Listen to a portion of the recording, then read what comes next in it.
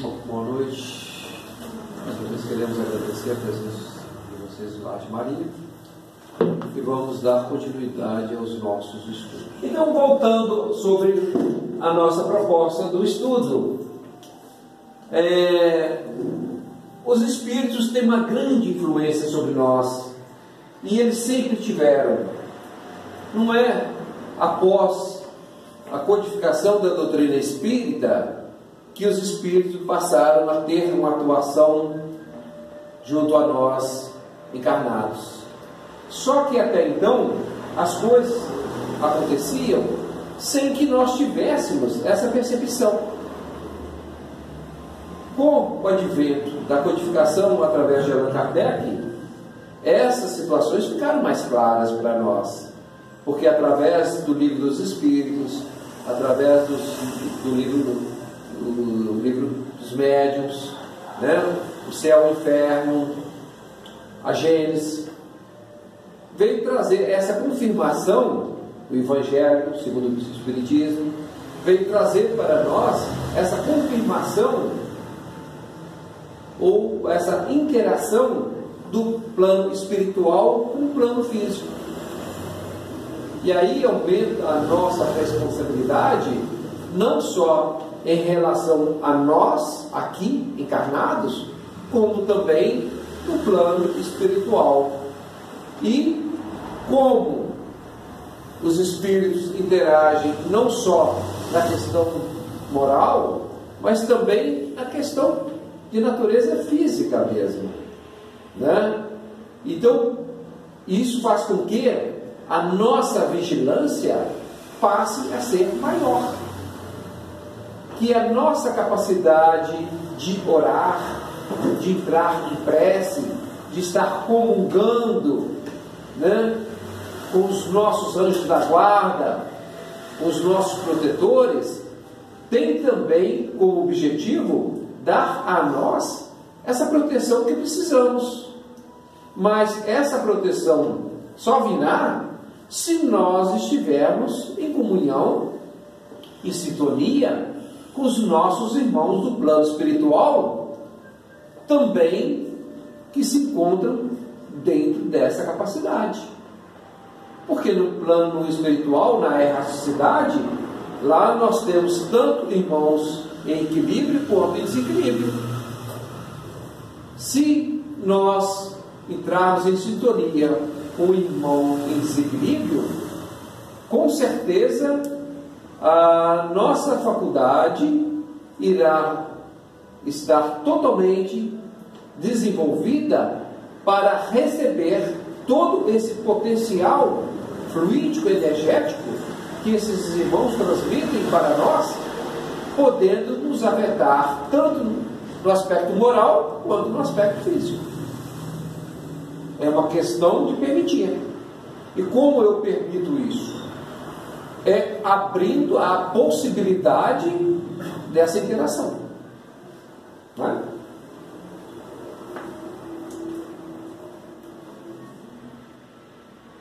Hoje sabemos que uma multidão de fenômenos, até então inexplicados ou mal explicados, tanto na natureza como em nós próprios, são encontrados a solução racional nos estudos da ciência espírita.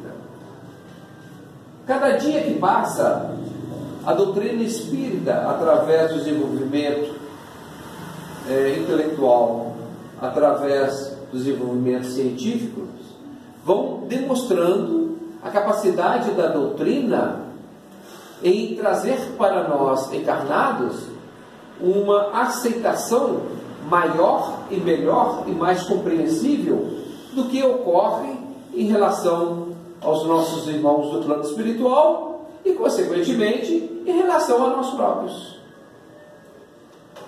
Então, dessa forma, os fenômenos, aos poucos, vão sendo desvendados, vão sendo explicados. Aqui, em momento algum, a gente refere como coisa sobrenatural. Por quê? Não são coisas sobrenaturais, são coisas relativas à natureza, a fenômenos perfeitamente explicáveis. sobre o ponto de vista científico. Aqueles que ainda não podem ter essas explicações, com o tempo, com certeza, essas explicações virão. Porque o que nós recebemos hoje de informações é aquilo que é possível hoje nós termos. Não adianta despejar sobre nós toda uma quantidade, uma gama enorme de fenômenos, dos quais nós não vamos ter a capacidade de entender e compreender. Vai acabar dando um nó na nossa cabeça.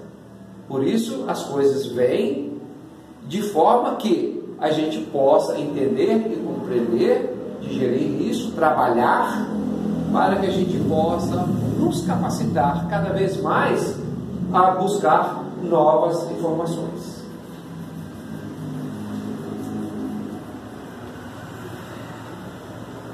Segundo Allan Kardec, no Livro dos Médiuns, é raro um médium ter somente um gênero de faculdade mediúnica, prevalecendo aquela que lhes for mais útil dentro das suas aptidões.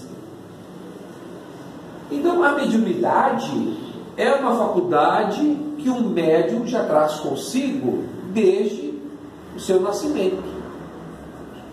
E ele desenvolve à medida que o médium permite esse desenvolvimento, né? E pode ter uma ou mais faculdades. E como que ele vai trabalhar isso? Quando criança, evidentemente, os pais, né, em princípio, deverão acompanhar todo esse trabalho, todo esse desenvolvimento, proporcionando a essas crianças o entendimento para que possa entender e compreender esses fenômenos sem se alarmarem, sem que isso possa criar qualquer conflito de natureza psíquica para essas crianças.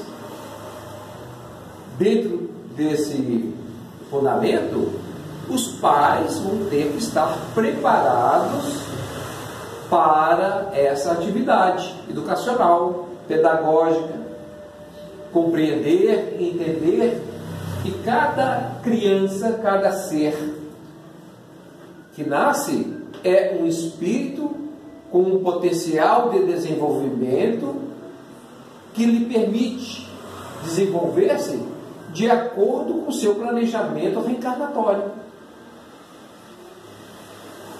E cabe aos pais, né, aos adultos, ter essa compreensão para poder desenvolver esse potencial da criança, né? E para isso nós temos as casas espíritas com pessoas capacitadas para poder conduzir essas crianças através de um processo da evangelização, através de um processo pedagógico, capaz de dar a essas crianças o entendimento necessário para que, quando elas se tornem jovens, adultos, elas possam ter essa compreensão e passar por esse processo, por essa transformação, sem nenhum desconforto, sem nenhuma consequência a mais, né? A exemplo do que nós vemos hoje, muitos adultos sofrendo um processo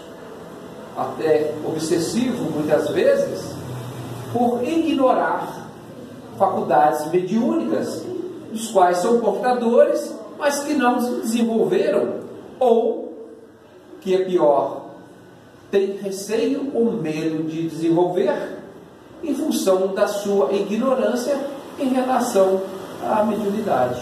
Isso acontece com muita frequência, né? Muito difícil, né? Exatamente. Então nós, enquanto espíritas e as casas espíritas, tem que estar preparada para poder saber como conduzir esses irmãos.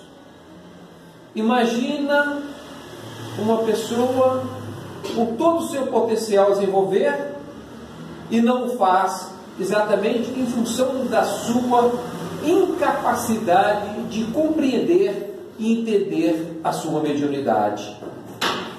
Aí, quando chega na fase adulta, onde a mediunidade se instala, muitas vezes esse adulto vai ter dificuldade de desenvolver essa sua mediunidade, exatamente porque lá atrás ela não recebeu toda a orientação que ela precisava. Quantas pessoas buscam médicos, psicólogos, psiquiatras, tomam medicamentos em função dessa mediunidade, né? Como nós frisamos, a mediunidade não é doença. Mediunidade é uma faculdade da alma que precisa ser desenvolvida para que ela possa dar a si a oportunidade de trabalhar de acordo com o seu planejamento reencarnatório. Qualquer dúvida, gente? Vamos, né? Então, quando o médium desenvolve essa mediunidade, pode ser que ele apresente uma, duas, três ou mais faculdades. Pode ter uma evidência, uma clarividência, pode vir com a psicografia, né? Com a psicofonia. Então são faculdades mediúnicas que o médium vem. E será que ele vai desenvolver todas essas mediunidades? Normalmente não. Quando chega um determinado tempo de amadurecimento mediúnico, onde o médium já aprendeu a processar essa mediunidade, ele normalmente, por uma questão de opção e de aptidão, ele vai trabalhar com uma mediunidade do qual ele se afina mais. Pode ser uma mediunidade de cura, como eu disse, de psicofonia, né, de psicografia. São uma infinidade de mediunidades que o médium pode desenvolver-se de acordo com a sua capacidade, a sua aptidão e seu planejamento reencarnatório.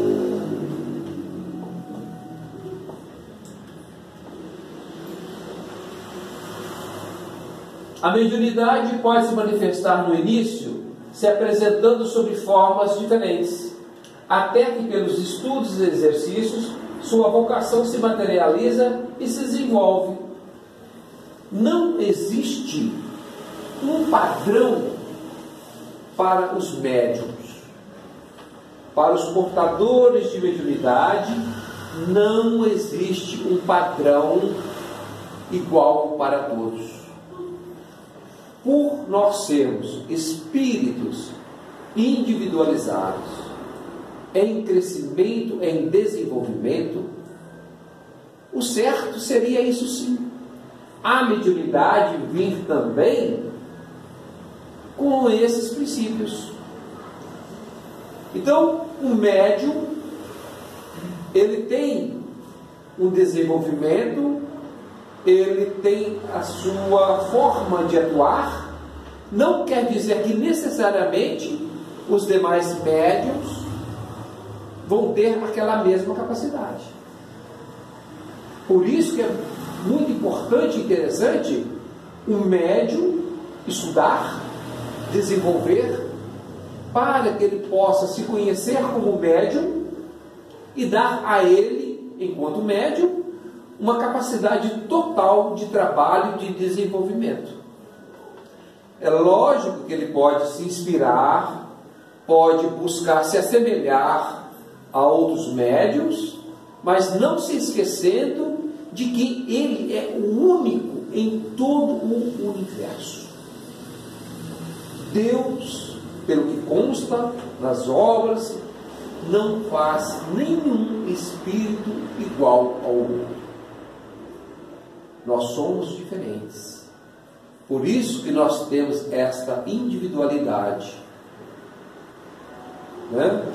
E como tal, nós vamos trabalhar essa individualidade dentro da questão que é necessário da individualidade, mas jamais esquecendo que nós temos duas formas de desenvolver: uma individual e a outra coletiva.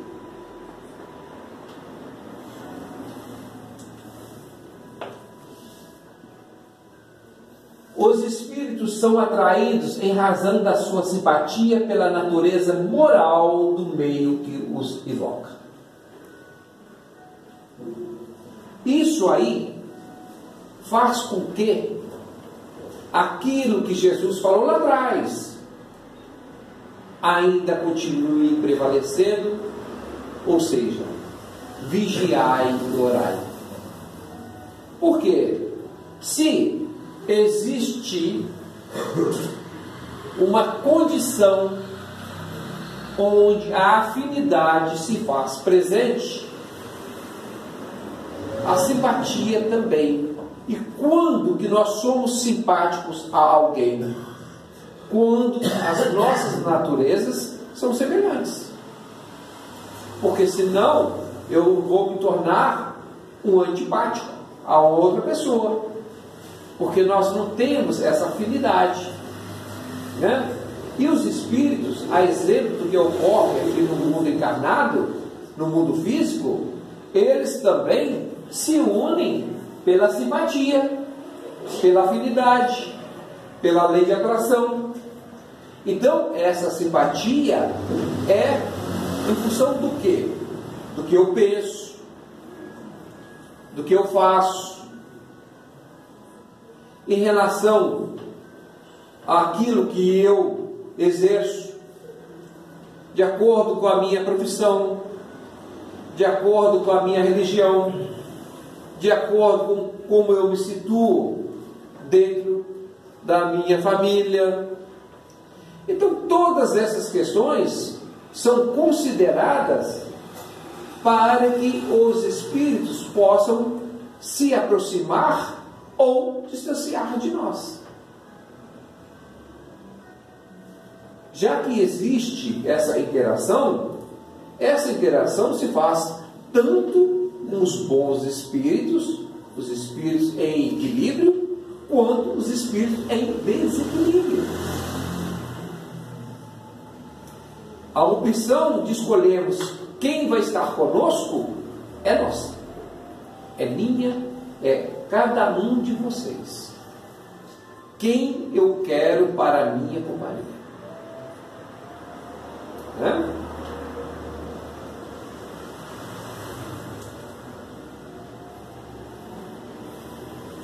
Os espíritos superiores se comprazem nas reuniões sérias, onde dominam o amor do bem e o desejo sincero de se instruir e de se melhorar.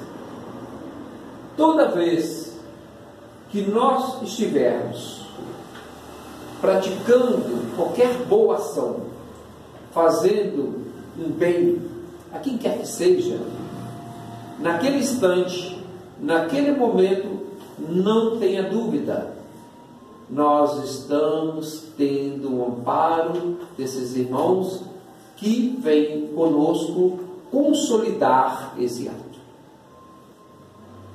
Toda vez que a gente predispõe a atender alguém, a sermos caridosos, a sermos educados, a sermos polidos, a sermos fraternos, caridosos, aquele ato ele não se faz sozinho. Aquele ato ele vem irrigado de luz, de boas energias. Por isso que nós nos sentimos tão bem fisicamente, tão bem psicicamente. Eu nunca ouvi alguém dizer: eu fiz bem a alguém e senti-me mal, senti-me horrível. A gente não ouve isso. A gente não vê ninguém falar isso, né? Quando a gente pratica algum ato contrário, aí sim nós nos sentimos mal, não nos sentimos bem. Por quê? Porque o ato de praticar o bem é inerente ao espírito de bem. E os espíritos superiores, eles vão estar aonde o pensamento do bem estiver. Por isso que nós temos que controlar os nossos pensamentos, controlar as nossas ações, para que a gente possa ter o auxílio direto dos nossos benfeitores, dos nossos anjos da guarda, né? E quando esse trabalho desenvolvido nas casas espíritas, quer seja de passe, quer seja nas terapias, quer seja na água frutificada, e qualquer ação dessa natureza, o que nós fazemos? Fazemos com amor, o bem, e com desejo sincero de melhorar aquela pessoa, aquele ser que veio nos procurar. Porque nós sabemos que ao praticar o bem, ao desejar o bem, nós estamos também desejando a nós próprios esse bem. Antes, todas essas questões eram debatidas somente dentro de um aspecto religioso. E hoje, já estudamos aqui, já vimos, a internet está aí, para nos dizer que quando nós praticamos o bem, substâncias químicas do nosso cérebro vão ser produzidas, a exemplo da serotonina, dopamina, né?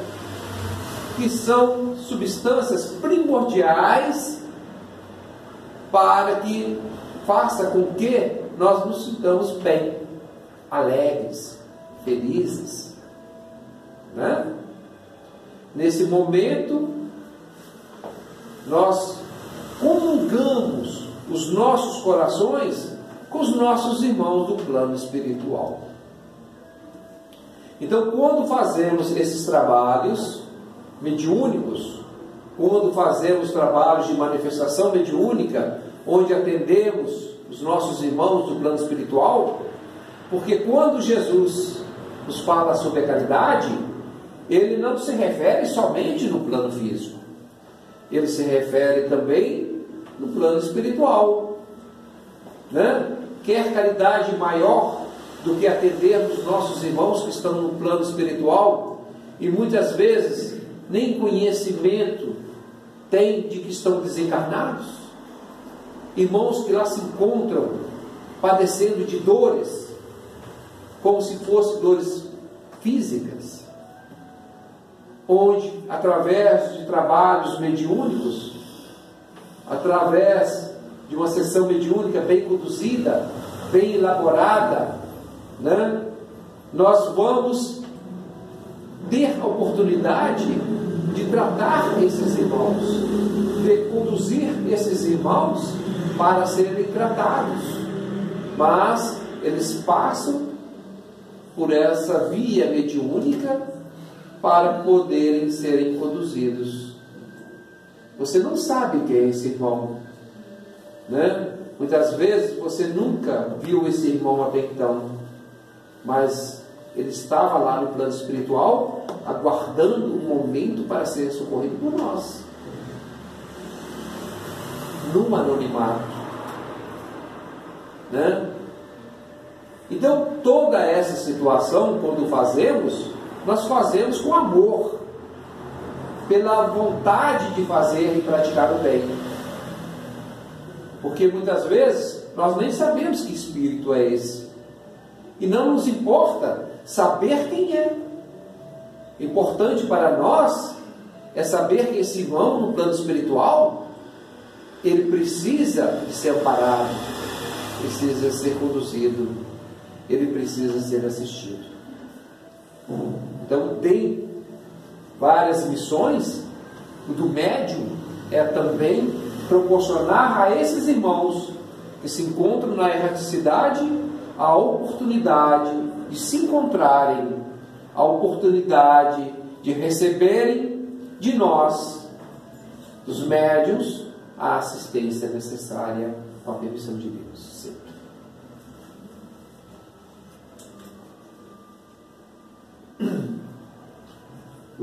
Em reuniões mediúnicas, sem um propósito sério, os espíritos inferiores encontram aí um livre acesso e agem com toda a liberdade entre as pessoas frívolas, curiosas e as ligadas por maus instintos.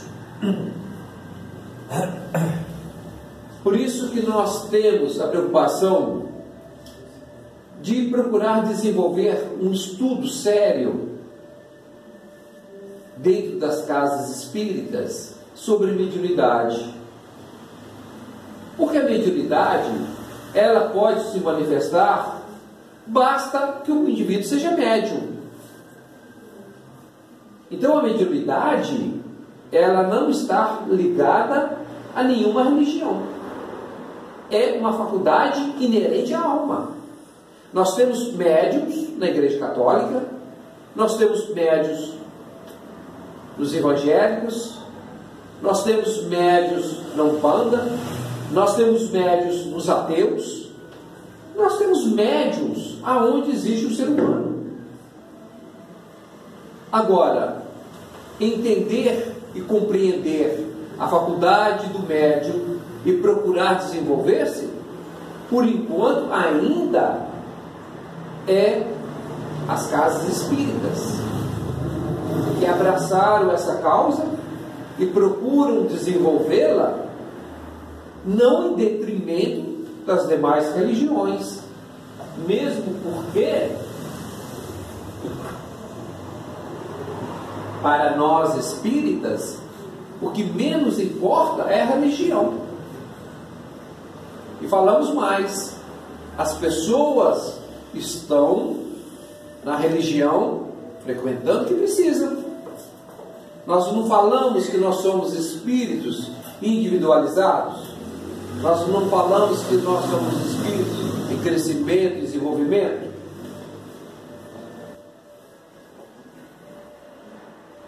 Nesse ambiente não recebe bons conselhos ou informações úteis, mas apenas futilidades, mentiras, brincadeiras de mau gosto ou mistificações.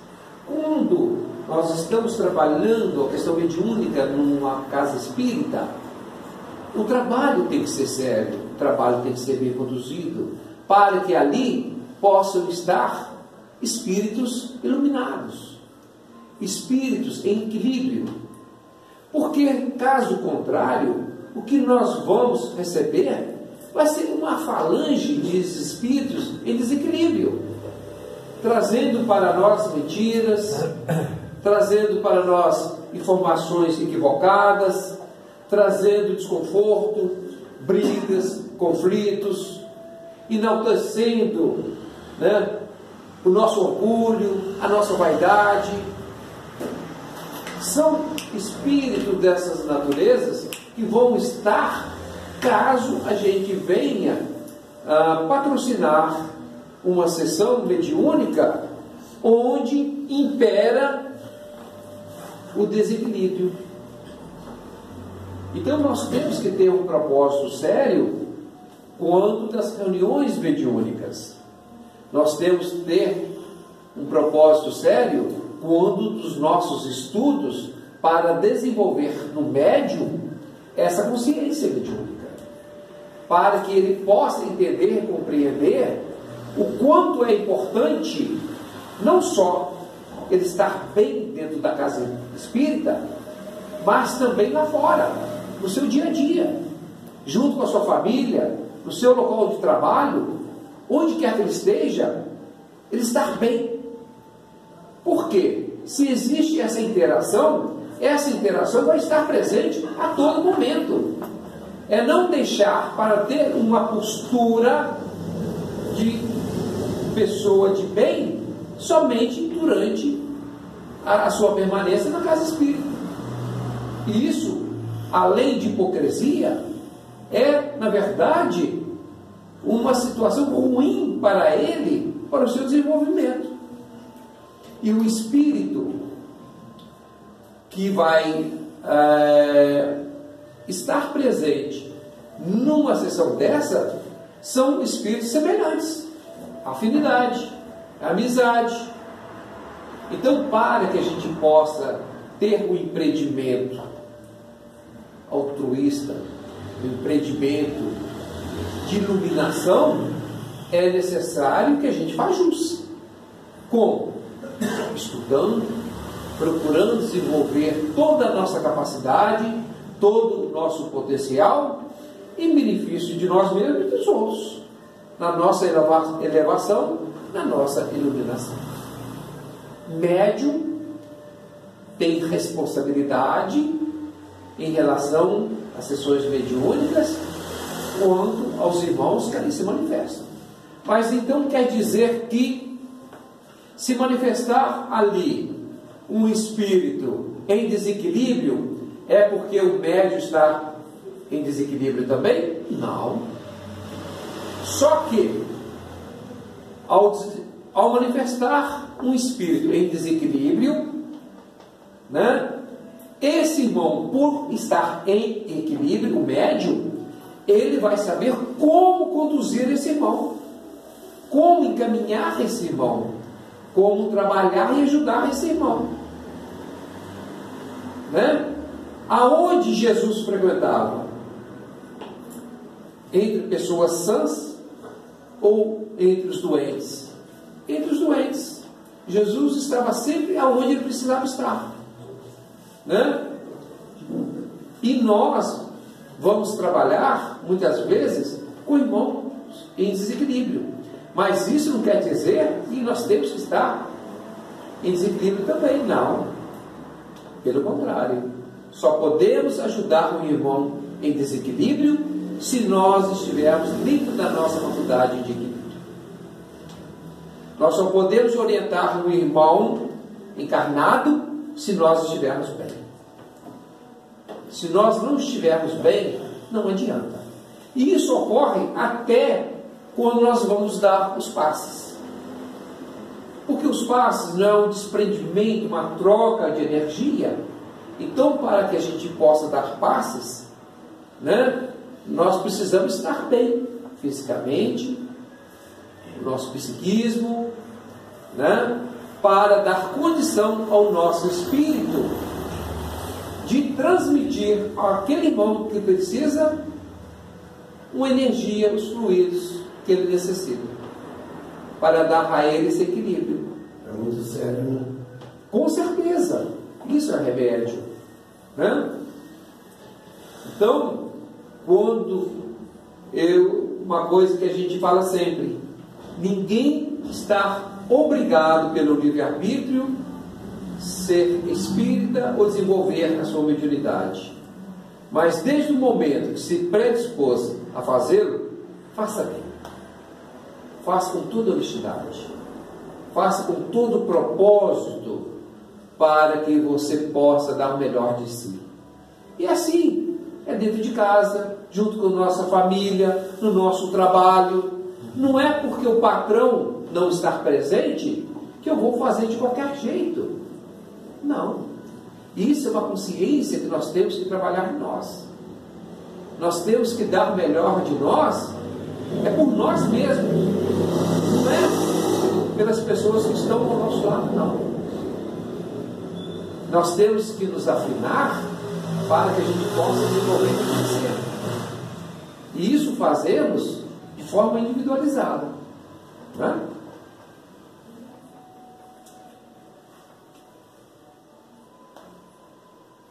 É comum apresentar-se durante a reunião como espírito de nome de pessoa iluminada e conhecida para melhor reduzir ao erro, e por vaidade o médium e os demais acreditam.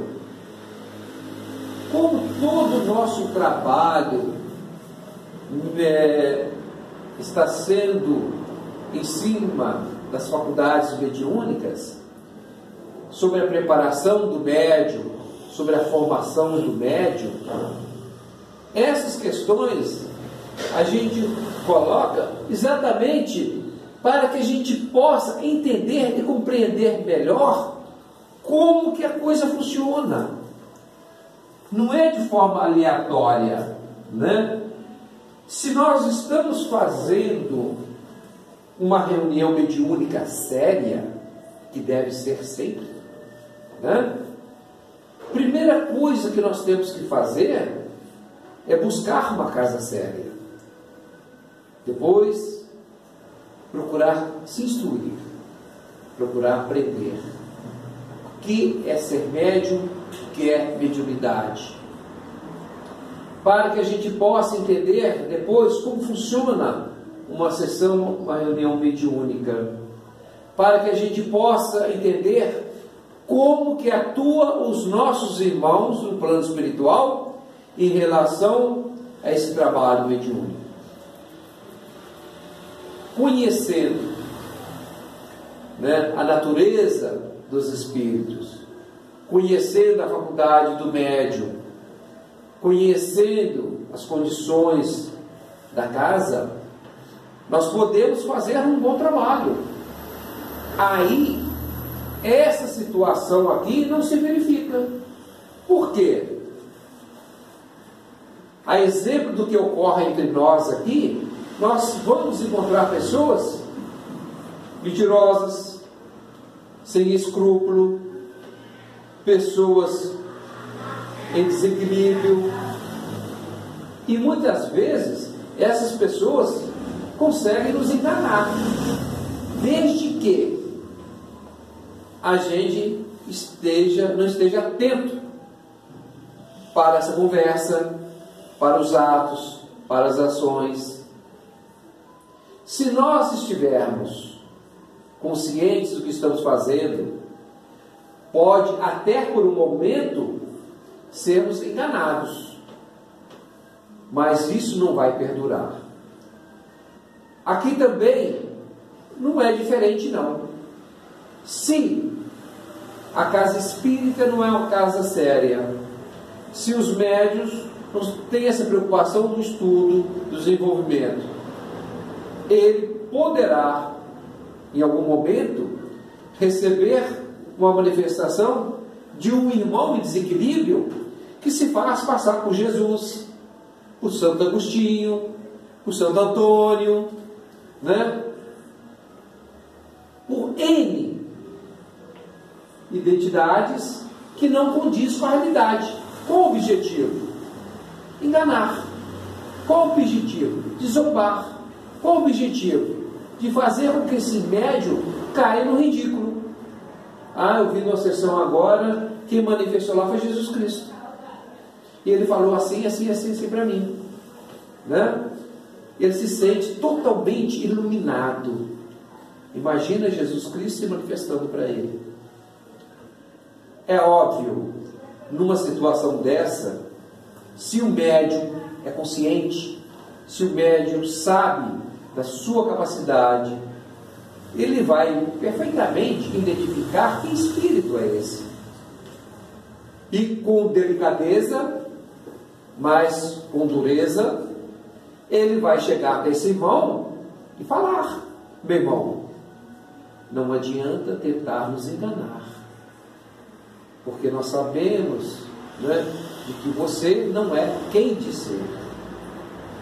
E com uma certa autoridade moral, e com caridade, fazer com que esse irmão entenda que não adianta ele estar ali praticando esse ato, que ele não vai encontrar o que ele busca. Mas para isso é preciso que o médium, que a casa, estejam preparados para esse tipo de manifestação.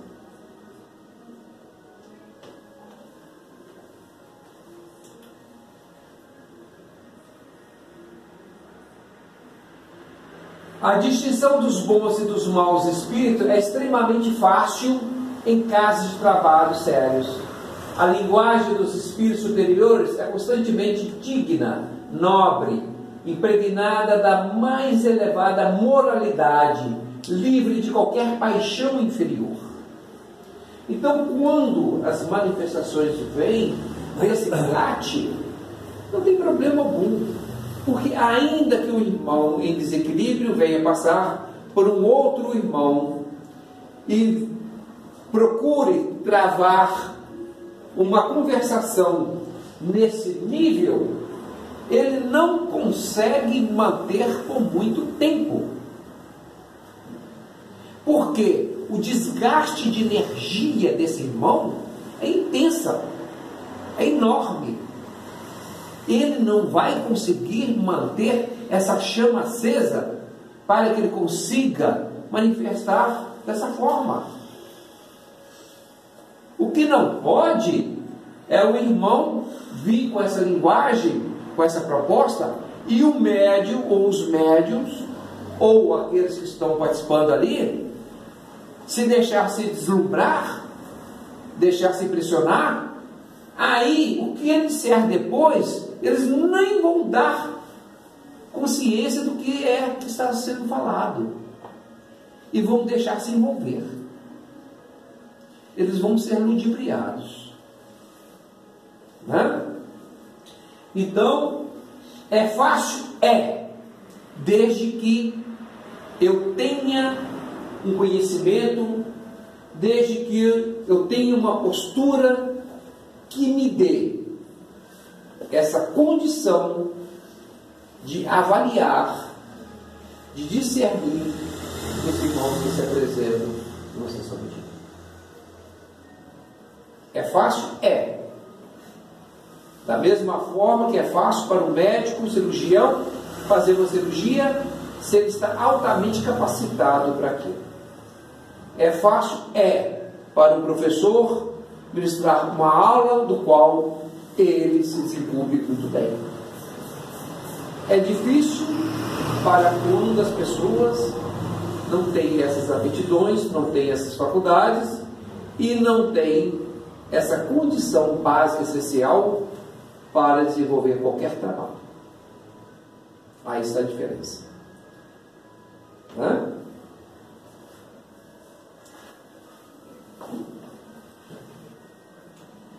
Seus conselhos exalam a mais pura sabedoria e têm sempre por objetivo nosso melhoramento e o bem da humanidade. Não entra em contradições durante os trabalhos. Quando se aportam até nós, através do processo mediúnico, de uma reunião mediúnica, irmãos espíritos iluminados, que vêm trazendo para nós preces, que vêm trazendo para nós informações, orientações, eles vêm com esse propósito.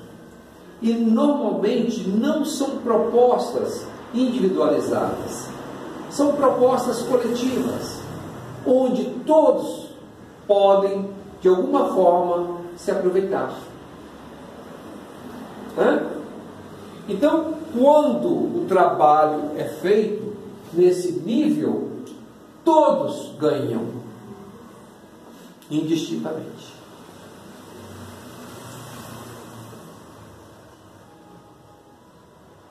Os espíritos inferiores são inconsequentes, triviais e até grosseiros, muitas vezes. Chega a um determinado momento da fala, da conversação, quando eles percebem que eles não conseguem mais enganar, eles podem até tornar-se grosseiros, não nas atitudes em si, porque normalmente nessas casas espíritas eles são contidos, mas em alguns outros lugares eles quebram, fazem um monte de coisas que normalmente não acontecem numa sessão mediúnica, numa casa espírita séria, né? Mas aqui o que ocorre é que normalmente, quando descobertos, eles mudam o linguajar deles, porque não adianta mais. Então eles passam a ser o que eles são, né? Por isso que entre nós aqui também é muito difícil nós mantermos um comportamento por muito tempo com pessoas que estão ao nosso lado por muito tempo, né? Vai conhecer uma pessoa, você dê para ela um saco de 60 quilos de sal, né? Como se dizia antigamente, e enquanto não acabar aquele sal, você não sai de casa e 60 quilos. É um tempinho bom para permanecer junto com a pessoa, né? Porque somente através desse relacionamento permanente é que a gente consegue realmente tentar entender e compreender as pessoas. Porque nós sabemos que qualquer relacionamento a dois é difícil, é complicado. Mas é assim, porque nós estamos num mundo de provas e expiações. Porque a terra é um local de trabalho, de desenvolvimento, de crescimento. E o lar é a melhor faculdade que tem para o espírito, para a alma.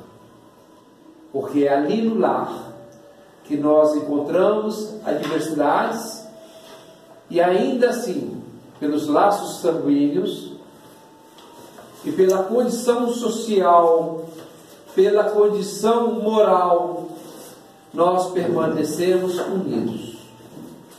A despeito de situações, de conflitos e tudo mais, até que muitas vezes ocorrem das separações, dos divórcios, quando já não conseguem mais estabelecerem o diálogo, o companheirismo, o respeito, o amor.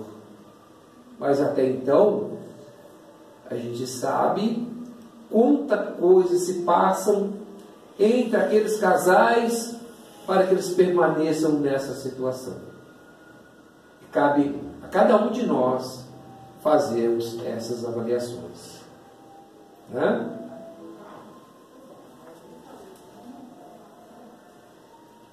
E se eles dizem às vezes coisas boas e verdadeiras, dizem-nos mais frequentemente coisas falsas e absurdas, por malícia ou por ignorância.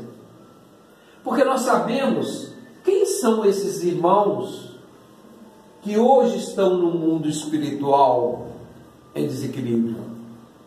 São irmãos que já passaram por aqui.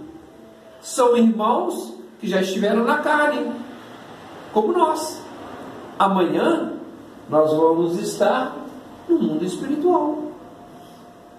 Porque o desencarne é uma consequência natural. Essa veste que nós temos aqui, esse corpo carnal, ele é necessário para o espírito em evolução, para o seu crescimento e o seu desenvolvimento.